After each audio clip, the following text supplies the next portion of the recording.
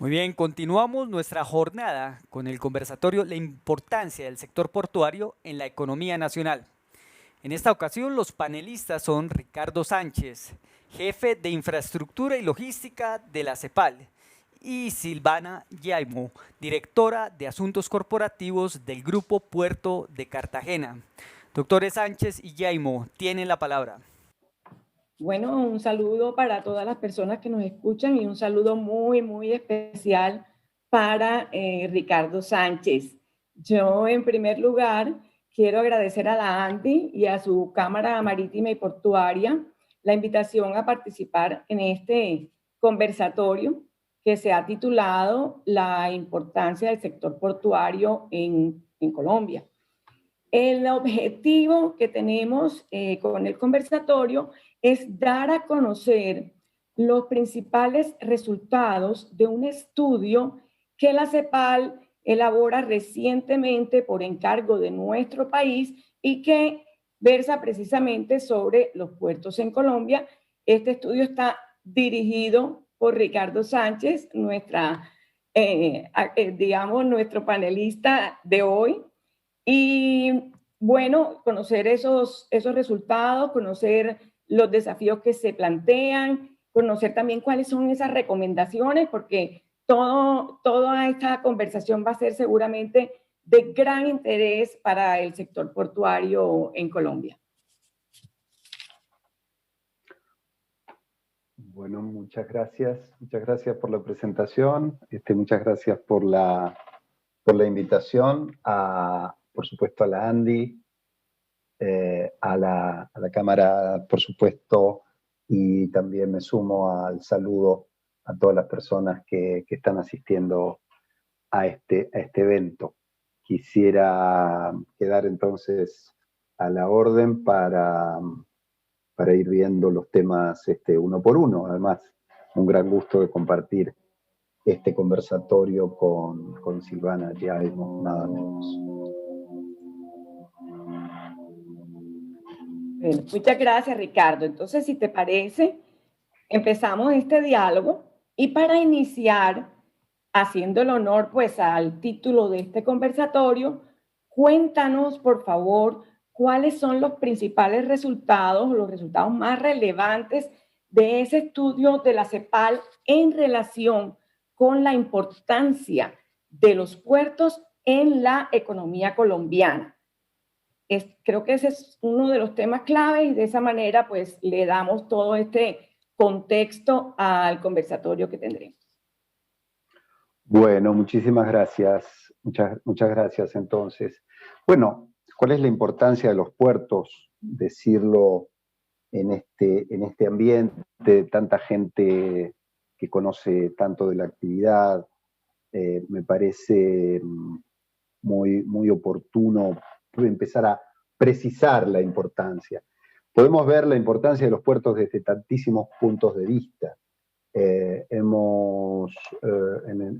el estudio que hemos hecho recientemente para Colombia, hemos presentado varias de estas aproximaciones que considero que son realmente importantes. Por decir algo, ¿qué tienen que ver los puertos con el desarrollo de Colombia? Bueno, primero tienen que ver, por supuesto, con el origen, con el nacimiento del país, ¿no? Hace siglos empezamos todos en América Latina, empezamos esta etapa del desarrollo, del desarrollo milenario de la región, pero esta última etapa empezó justamente en los puertos y continuó desarrollándose en los puertos. Pero para poner un número muy preciso, digamos que en Colombia en particular, los puertos participan nada menos que entre el 72 y el 74% del comercio internacional de bienes del país. Es decir, que de cada 100 dólares importados y exportados por Colombia, los puertos tienen que ver nada menos que con 72 o 74, es decir, Esto lo digo variando porque cada año es diferente, pero se mantiene en el rango que estoy señalando, y esto es extremadamente, ya de por sí, ya habla solo el número, ¿sí? Más del 70 hasta el 74% de todo el comercio internacional del país pasa por al menos un puerto del país. Pero como decía, hay varias formas de aproximarse a la importancia económica de los puertos, y esto es lo que presentamos justamente en el estudio que hicimos, cuyo objetivo era en esa parte tener una noción muy clara, una noción, una fotografía, digamos, de la actividad económica asociada a los puertos marítimos en Colombia, y hago esta aclaración porque los puertos fluviales también son muy importantes, pero en nuestro estudio nos concentramos solamente en los puertos marítimos, y empezamos a revisar el tráfico, digamos, en unidades que pasaba por estos grandes puertos marítimos, y de ahí ver cuánto era lo que añadía esto al valor económico, ¿no? Al valor económico de la economía del país. Algunos datos que podrían ser importantes para tener esta noción, digamos, por ejemplo, en el caso de Cartagena, para hablar solamente de contenedores, Cartagena como tal, y solamente considerando el tráfico de contenedores, representa aproximadamente un 3,5% de lo que es el valor agregado del sector terciario de la economía. Es decir, solo un puerto es el 3,5% de todo el sector terciario, ¿no? de la economía colombiana. Hay casos que son más grandes. En el caso de Buenaventura, por ejemplo, que podemos tener una noción ya no solo de contenedores, sino también de otras actividades.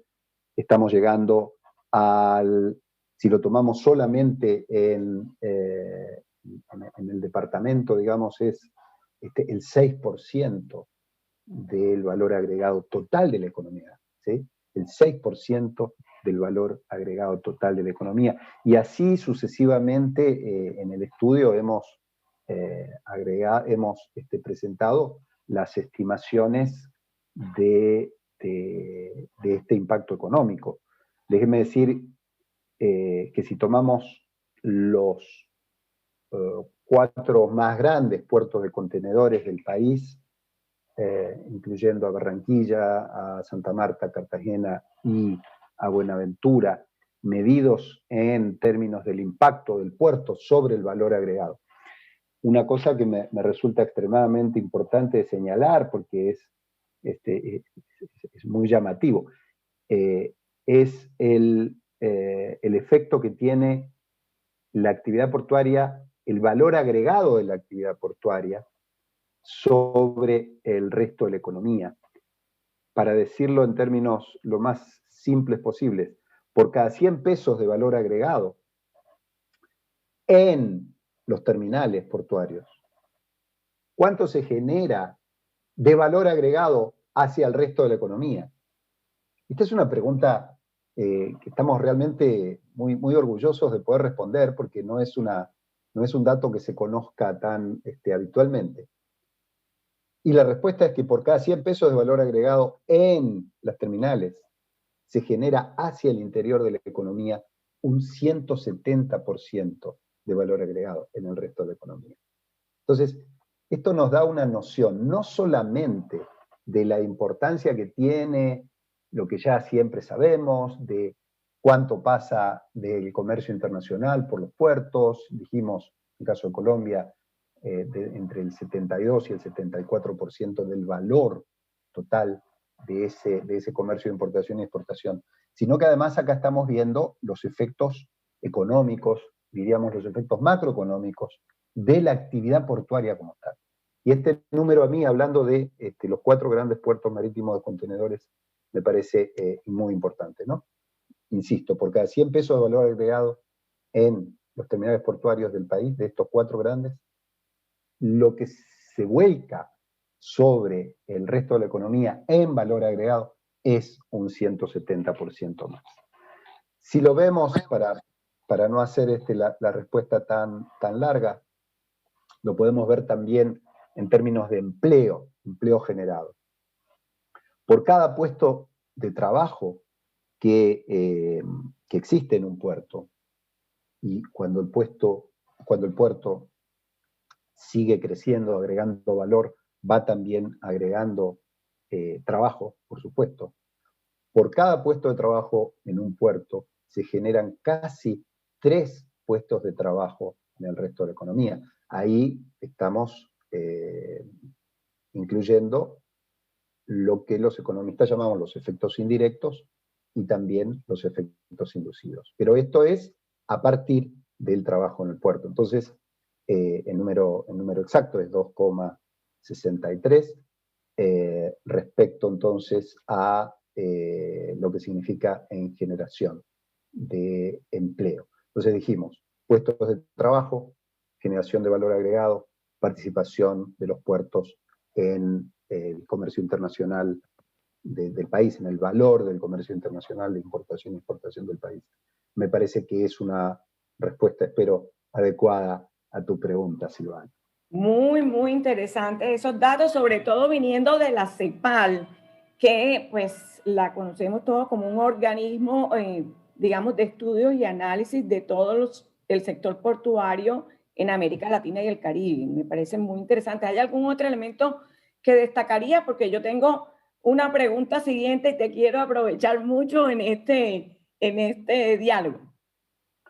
Ya, mira, te estoy resumiendo en estos 5 minutos un documento extremadamente grande, muy, muy fundamentado, que si bien no es todavía de dominio público, está así ya en poder de las autoridades del país, pero te quiero sí certificar que aquí hemos trabajado con las herramientas cuantitativas, hemos trabajado a partir de la matriz de insumo-producto, hemos relevado, y en eso también quiero agradecer el compromiso no solamente del Ministerio de Transporte en apoyar este estudio, sino también de las terminales, ¿sí? Las terminales, todas las que mencioné, digamos que son el corazón del objetivo del estudio, Barranquilla, Santa Marta, Cartagena, Buenaventura, que nos apoyaron con información extremadamente valiosa, que es la que da soporte a estas conclusiones que brevemente te presenté. Muy bien. Siguiendo con el estudio de la CEPAL y radica la importancia del diálogo precisamente por eso, porque todavía el documento no está en conocimiento público. Tengo una pregunta, o nos gustaría hacer como una reflexión contigo en materia ya de las concesiones portuarias. Se considera en el estudio que las concesiones de hoy día, o sea, las nuevas, las que surgen de ahora en adelante, deberían tener unas condiciones económicas, legales, diferentes a las concesiones portuarias de hace 30 años. Bueno, definitivamente sí, pero creo que ese sí hay que explicarlo, si me lo permites, Silvana. Sí. Quiero decir que de todas las reformas económicas conocidas en este periodo que tú mencionabas, sin duda la de los puertos ha sido posiblemente una de las más exitosas. Entonces, desde un punto de vista, me permitiría incluso darte una respuesta más de diálogo, es una respuesta basada en el fútbol. Es como en el fútbol decimos, equipo que gana no se cambia, ¿verdad? Aquí yo diría lo mismo, es decir, acá algo parecido, tenemos realmente una experiencia muy valiosa en lo que ha sido la reforma portuaria y por lo tanto hay elementos de estas reformas que no necesitan ser cambiados porque han demostrado tener esta forma de funcionamiento más más exitosa, ¿no? No todas las reformas fueron exitosas, pero sin duda, al comparar la prestación de nuestros puertos actuales, y me baso en esto mucho decir lo que veo en puertos en Colombia, sin duda que ha sido una herramienta valiosa.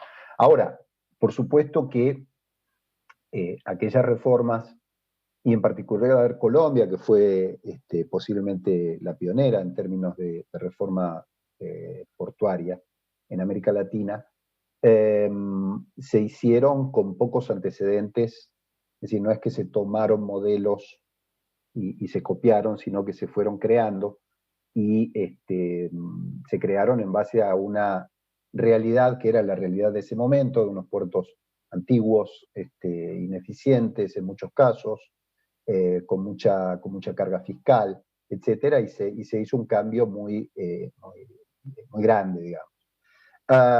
Ahora, en el transcurso de estos 30 años, y para el caso de Colombia es exactamente 30 años, ¿no?, de la ley del 91,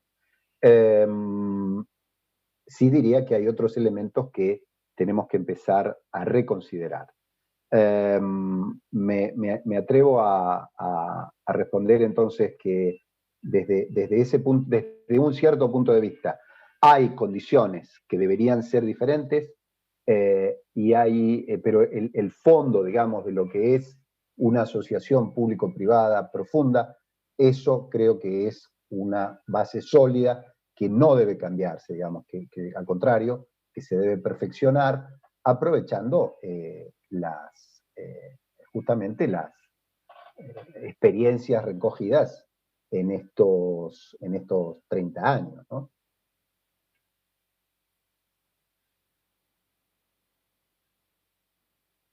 Estoy aquí tomando unas noticas que me parecen muy importantes. No, muy interesante. Entendemos que en este estudio, pues al tratarse de un estudio de la CEPAL, con toda seguridad tendrá una comparación, ¿verdad?, con otros puertos de la región América Latina y del Caribe. Si esto es así, ¿nos puedes comentar un poco si en términos de las concesiones portuarias está pasando lo mismo, o sea, es la misma situación la que hay en Colombia en este momento que en los países de América Latina? O sea, ¿cuáles son las diferencias, cuáles son las similitudes que puede haber?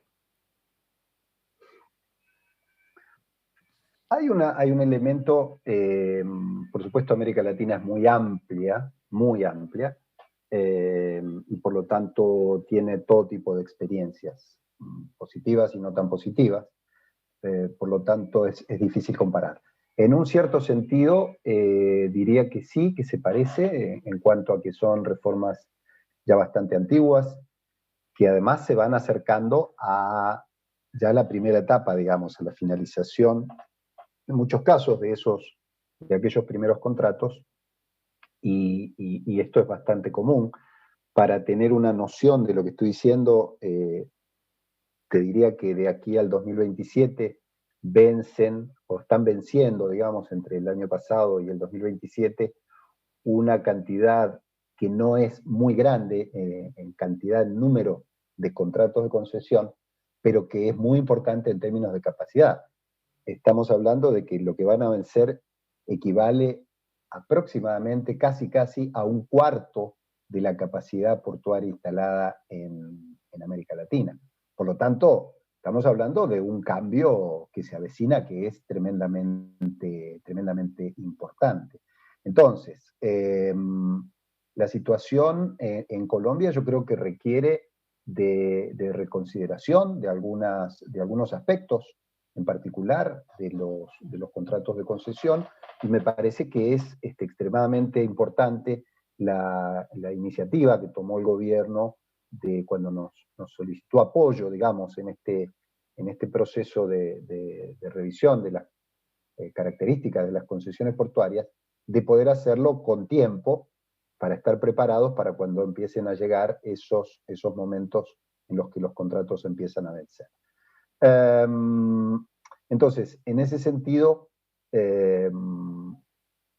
hay también otras condiciones en las cuales los contratos se parecen, los de Colombia, a otras regiones del mundo, y me refiero con esto a que han sido contratos que han tenido bastantes cambios durante su vida jurídica, digamos, hasta ahora. Eso ha sido positivo, es decir, han sido cambios adaptativos en algunos casos, pero también en otros casos han introducido algunos contratiempos, algunos problemas concretos en la vida de esos contratos, en las expectativas de esas empresas. Ha habido cierta, yo diría, inestabilidad, por ejemplo, en las condiciones de competencia. Se han generado actividades portuarias que no estaban previstas, digamos, en los contratos originales y que han alterado las condiciones del mercado, y por lo tanto ahí estamos hablando de una situación que será preciso tomar muy en cuenta en el futuro, digamos, en la resolución de estos contratos, porque han cambiado las condiciones que se habían pactado cuando aquellos contratos se fueron firmando. Y en ese sentido hay que prestar muchísima atención, si bien esto no es la materia sobre la cual el gobierno solicitó el apoyo de la CEPAL, pero que sí hemos detectado que son temas que habrá que tomar muy en cuenta a la hora de establecer condiciones para asegurarse la continuidad de esos contratos. Hay unas condiciones que nosotros hemos visto que son, como te diría, basales, ¿sí? Y en esto hemos coincidido. Una es propugnar por una saludable competencia en los puertos, ¿sí? Y esto, quiero decir, fue uno de los objetivos centrales de aquellas reformas: tener competencia, tener participación del sector privado, tener un alivio fiscal, digamos, porque los puertos antiguos implicaban también un gasto fiscal muy alto, que el Estado ya no quería o no podía seguir afrontando, y por lo tanto ahí se tomaron en cuenta, digamos, esas condiciones, pero eso se fue alterando en el tiempo, y son cosas que nosotros hemos propuesto que se tienen que defender, digamos, hacia el futuro, ¿no? Uno de ellos, sí, con toda claridad, es la competencia. Es decir, tenemos que mantener esas condiciones de competencia. Eso significa ver qué pasa, porque, como decía antes, también en algunos lugares hay un exceso de competencia. Se fueron agregando, se fueron dando permisos, y hoy estamos en una situación en la cual la vida, digamos, financiera, la salud financiera de las compañías puede estar puede estar en problemas. Entonces, tenemos que ver qué se hace con la competencia. Tenemos que garantizar, sí o sí, la continuidad de los servicios portuarios. ¿Sí? No puede haber una salida que signifique, digamos, que no signifique la continuidad. Es decir, nunca el puerto puede parar. ¿Sí? Nunca puede parar en su funcionamiento, en su actividad. Y esto me parece que es una cuestión extremadamente importante, y por eso insistimos mucho en que tenemos que ver el carácter de incompleto que tienen los contratos de concesión en puertos o en infraestructuras de larga vida útil y de largo proceso de maduración de las inversiones, porque este es un tema que es el carácter incompleto que tienen estos contratos. Cuando digo incompleto, no me refiero a lo que los abogados llaman perfectos o imperfectos, sino incompletos en el sentido que no se pueden prever todas las contingencias que podrían tener durante 25, 30 o 40 años la vida económica de una empresa que está regida por un contrato de concesión. Eso ha hecho que y también de manera similar a otros países en América Latina, que tengamos contratos que son extremadamente rígidos, por ejemplo, ¿sí? Donde se acuerdan o donde se habían acordado condiciones de inversión, por ejemplo, que claro, es imposible prever un plan de inversiones por 30 años, porque después la tecnología cambia, las necesidades operativas cambian. Entonces, si el contrato es extremadamente rígido, pues ahí tenemos un problema. Tenemos un problema. Entonces, estas son las cosas que se han ido aprendiendo en estas décadas de funcionamiento de las concesiones portuarias y que es imprescindible revisar ahora a la hora de que estos contratos puedan ir empezando a vencer o tengan que ser renovadas esas concesiones.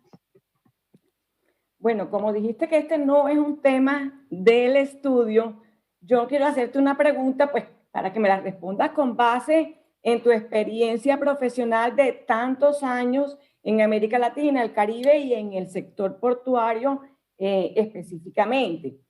Y tiene que ver, pues, continuar hablando de estos contratos de concesión portuaria. Tú sabes que los contratos, por lo menos los de las regionales, y todos pues están basados como marco en la ley primera, que precisamente este año cumple 30 años de existencia y que ha generado unos beneficios importantísimos para la competitividad, para el posicionamiento del país, etc. Entonces, tú pues con tu experiencia, ¿consideras que al vencimiento de los contratos vigentes en este momento, digamos que para efectos de las regionales, es en el año 2033, convendría en ese momento de su vencimiento hacer algunos ajustes a estos contratos con base pues, en lo que nos acabas de comentar y con base en esa experiencia tuya profesional? Sí, claro. Mira, justamente el pedido del gobierno era revisar las alternativas, ¿no? Y en esas alternativas de reconcesión, nosotros propusimos, como empecé a decir antes, algunos criterios básicos, como el mantenimiento de la competencia, digamos, la defensa de la competencia, pero la defensa de la sana competencia, ¿sí? Un cierto equilibrio entre la complejidad y la simplicidad de los contratos. Quiero decir, esos contratos muy rígidos, muy complejos, pues han demostrado no ser efectivos, y esto posiblemente no deja lugar a dudas. Necesitamos una nueva generación de contratos, pensados con mayor simplicidad, con flexibilidad, donde por supuesto se respeten los contenidos de los contratos, pero haya mucha más habilidad y mucha más voluntad de adecuarse a los cambios en los tiempos. Y esto quiere decir, por supuesto, el respeto de las obligaciones, pero también los derechos de las partes. Y siempre pongo como ejemplo que si bien los contratos tienen una distribución de riesgos, por ejemplo, muy clara, ¿no? Es decir, el privado que participa en un contrato de concesión asume ciertos riesgos, el Estado asume otros riesgos. Sin embargo, me llama la atención y propongo también esta reflexión, porque hemos visto, si uno se para en los últimos 20 años, ¿sí? 20 años, la magnitud de los cambios que hemos tenido desde el punto de vista tecnológico, desde el punto de vista geopolítico, desde el punto de vista del mercado del transporte, ¿sí? Hace 20 años era un mercado que funcionaba en competencia, hoy es un mercado altamente concentrado. Entonces digo, tenemos una magnitud de cambios muy grandes y tenemos una volatilidad de variables que son extremadamente importantes en la función económica de cualquier empresa, de cualquier Estado. Y yo digo que nos muestran la necesidad que tenemos de evaluar el impacto, que esa variabilidad de cuestiones que son claves en la vida de las concesiones, tenemos que reflexionar acerca de qué impacto tiene esa tremenda variabilidad en la distribución de riesgos. ¿Qué quiero decir? Del 2000 al 2000, a la actualidad, al 2021, pasamos por la crisis del Y2K, ustedes recordarán que implicó un impacto en el mundo. Pasamos por la burbuja de las .com, pasamos por la gran crisis del 2008-2009, pasamos por la crisis que no se menciona tanto, pero que fue de gran impacto en el comercio internacional, como fue 2015, pasamos por supuesto por la gran crisis del COVID en 2020 y hasta la actualidad. Quiero decir, en 20 años estamos enfrentando, dependiendo de cada país, pero 3, 4, 5 crisis que han alterado el funcionamiento normal de la economía. Entonces, desde ese punto de vista, tenemos que tener también una visión de mayor flexibilidad con respecto a la distribución de riesgos, y esto es una discusión tremendamente importante de los contratos de concesión. Eso nos lleva a la necesidad de preguntarnos cuáles son los objetivos de las concesiones portuarias. Y ahí planteo, ¿es un objetivo de recaudación fiscal o es un objetivo del mejor funcionamiento de la economía, de la mejor inserción internacional del país, que como vimos un 72-74% pasa por los puertos, ¿sí? Tenemos que pensar en la promoción de la sana competencia, en la defensa de la sana competencia. Tenemos que pensar que el objetivo de la concesión debería ser priorizar los mercados objetivos. Quiero decir, si bien por supuesto todo esto tiene un costado formal, en el costado valioso de la actividad económica respaldada por los puertos y de la actividad propia del puerto, pues tenemos que tener ahora unos objetivos que hace 30 años en la ley primera era imposible de haberse previsto. Entonces, eso me refiere a que estos contratos, cuando hablaba de nueva generación de contratos, tienen que tener en cuenta esta nueva realidad y estos objetivos que hay que repensarlos. Y en ese sentido, quiero decir que es muy conveniente no llegar al momento en que se cierran los contratos, por dos motivos principalmente. Digo, para encontrar una solución a la continuidad. Por dos motivos. Uno es que el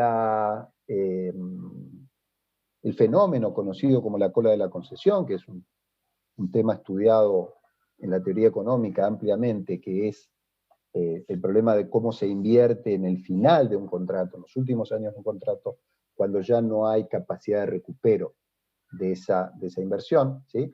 Y hace que la actividad de esa entidad decaiga por falta de inversión, ¿sí? Entonces, esos últimos años que se conocen como la cola de la concesión es un problema porque en los contratos más modernos, más actuales, hay formas de prever, de curarse, digamos, en salud frente a la cola de la concesión. Pero en aquellos originales eso no se hacía.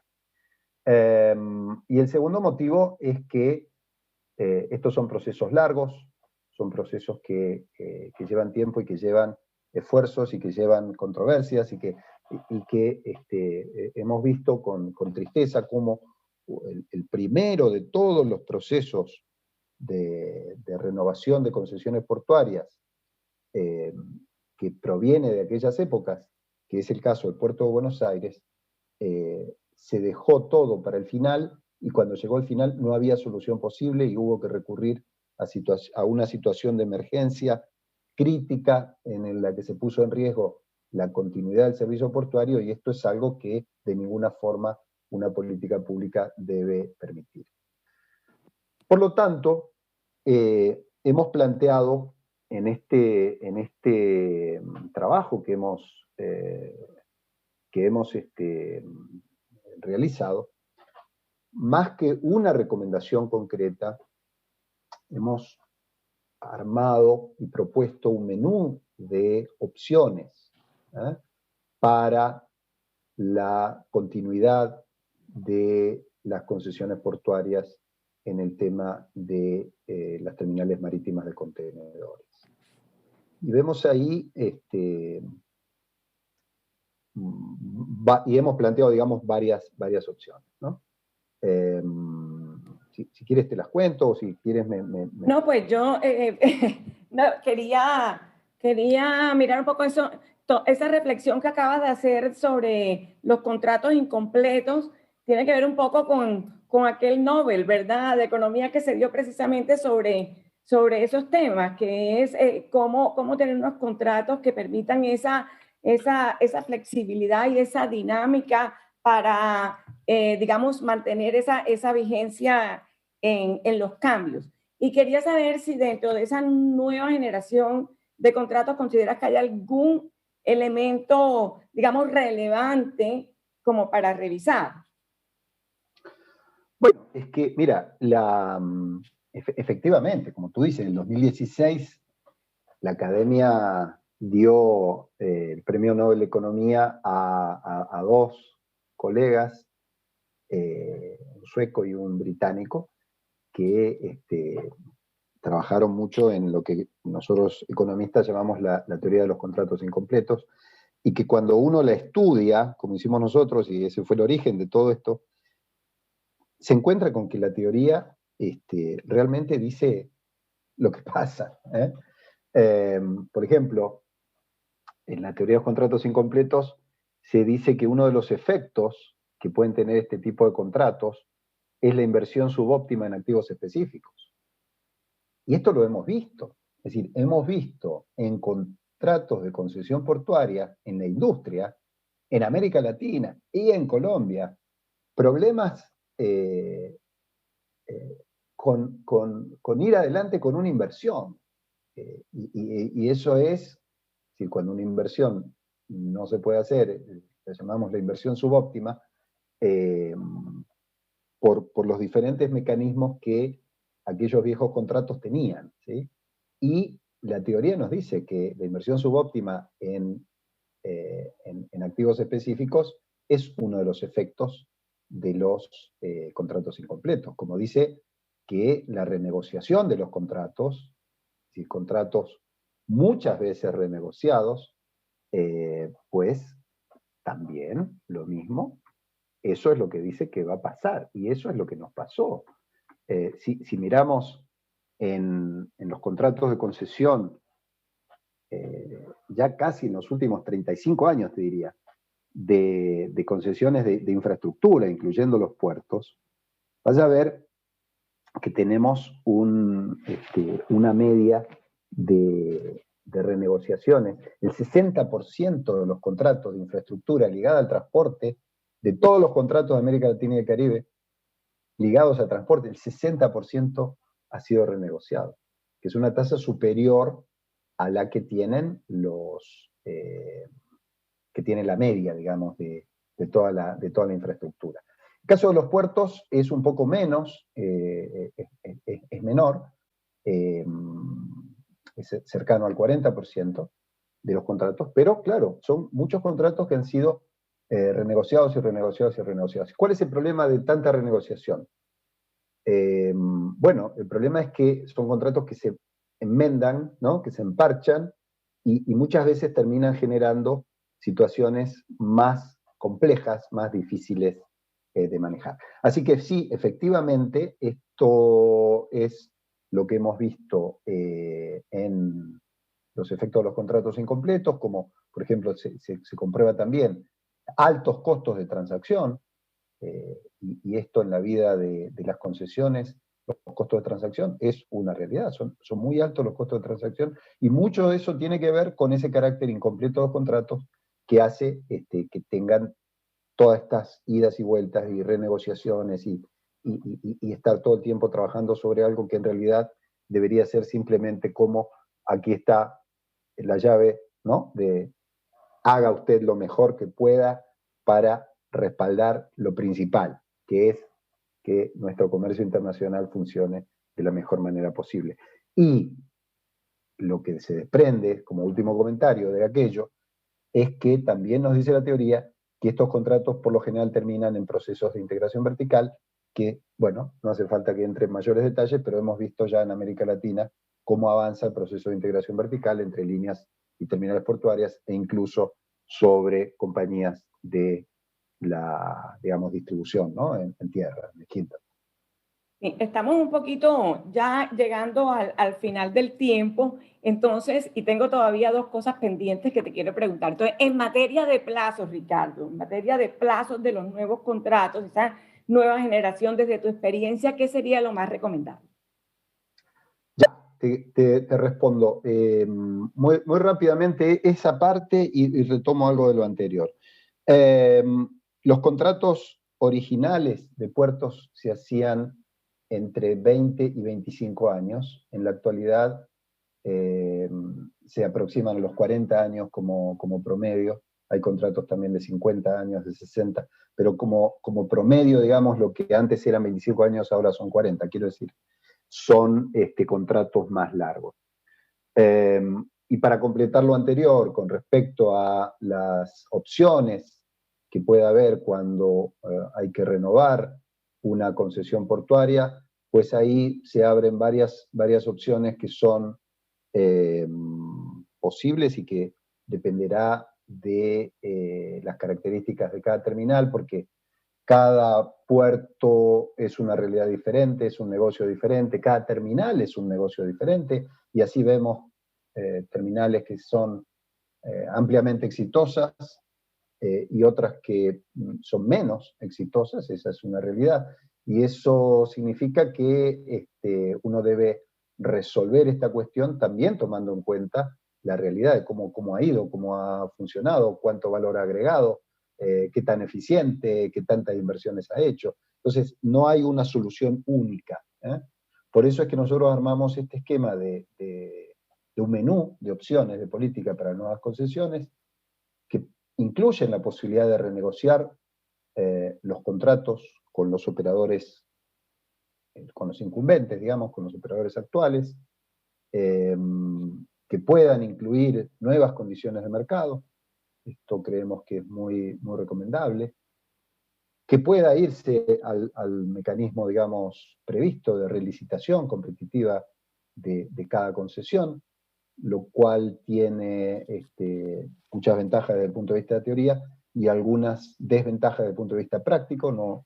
No hay casos, hay solo 2 casos en el mundo y no han sido los más felices.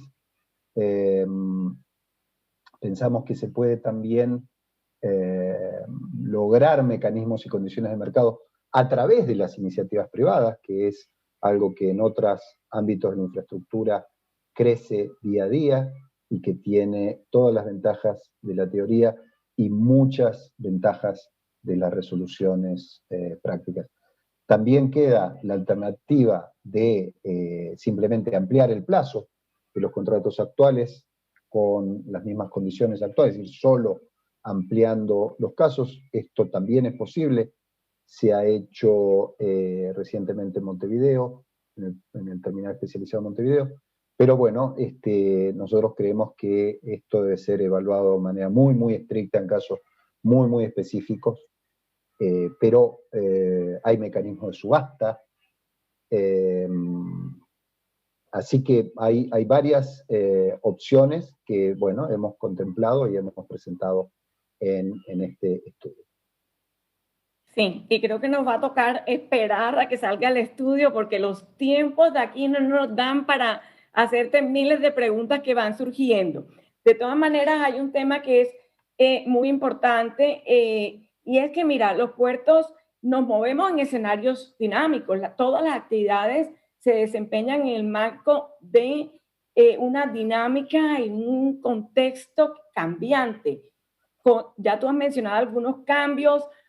Cambia el comercio internacional, cambia el tamaño de los barcos, cambia la estructura corporativa de las navieras. Ahora vendrán más cambios seguramente con todas estas restricciones ambientales para los barcos que de paso van a llegar seguramente a los puertos. Entonces, trabajar en un escenario dinámico requiere respuestas dinámicas también para poder invertir, para poder cambiar, para poder ajustarse a los escenarios. Entonces, y para terminar, mi última pregunta es, ¿qué recomienda el estudio en materia de incentivos que deban ser incluidos en las políticas de largo plazo de 50 años a 2050 que está hablando el gobierno nacional, ¿qué incentivos se recomiendan para poder mantener toda esta capacidad de respuesta de los terminales a este entorno variante? Yo creo que el mejor incentivo es la seguridad, es la confianza en que los puertos puedan trabajar, puedan prepararse y tengan la flexibilidad para afrontar estos cambios tan importantes que se observan, sin estar atados a esos antiguos planes de inversión y de... ¿sí? Sí, creo yo que no hay quien pueda decirle a un portuario, por ejemplo, en qué hay que invertir. ¿Sí? Si algo hemos visto en los puertos en América Latina y muy especialmente en Colombia, es que cuando hay que invertir, se invierte y se invierte bien. Ahora, ¿quién sabe qué hay que invertir hoy para dentro de 20 años? Nadie. Yo creo que en ese sentido tenemos que ser más flexibles, por eso hablo de una nueva generación de contratos, con mayor flexibilidad, con mejores condiciones, por supuesto también para el Estado, de poder monitorear el cumplimiento, que no haya abusos, por supuesto, ¿sí? No quiero decir que el Estado no tenga un rol que cumplir, ¿sí? Lo que digo es que debe dar más flexibilidad y más capacidad de acción, porque los que mueven el amperímetro de las relaciones contractuales ¿sí? Son los que no están en tu país, los que vienen de fuera y tienen toda la capacidad de negociación, ¿sí? Y la usan y la ejercen, ¿sí? Y por lo tanto, ¿qué tenemos que hacer como países? Estar mejor preparados para responder y para aprovechar que esas ganancias extraordinarias de eficiencia que se han logrado, ¿sí? Se aprovechen en beneficio del país, se aprovechen en beneficio de la economía del país y del comercio internacional. Entonces, dejemos trabajar a la gente que invierta, que sabe lo que está haciendo, y creo que ya lo han demostrado, ¿sí? Y démosle la solidez y la flexibilidad necesaria para que puedan trabajar. Muy bien, Ricardo, muchas gracias. Yo creo que ha sido un conversatorio muy interesante, un abrebocas también como para conocer el estudio. Se han dado unos datos importantísimos sobre el impacto de los puertos en la economía del país, en la economía en general, en el comercio exterior y en el empleo. Resaltado la construcción de un modelo propio de concesión portuaria que ha construido Colombia con el tiempo, la anticipación del gobierno nacional en el sentido de empezar desde ahora a analizar cuáles serán las opciones para que precisamente no suceda lo que tú dijiste, los puertos no pueden parar. Este es un servicio público esencial que hay que mantener y hay que garantizar en su competitividad, en su productividad, en mantener todos esos estándares internacionales.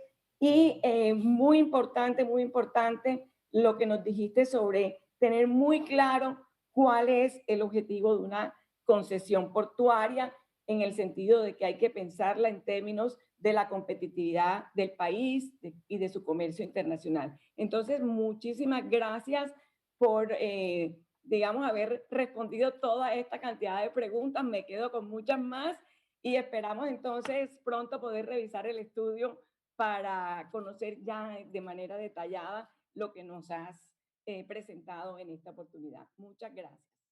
Gracias a ti, saludos para todos.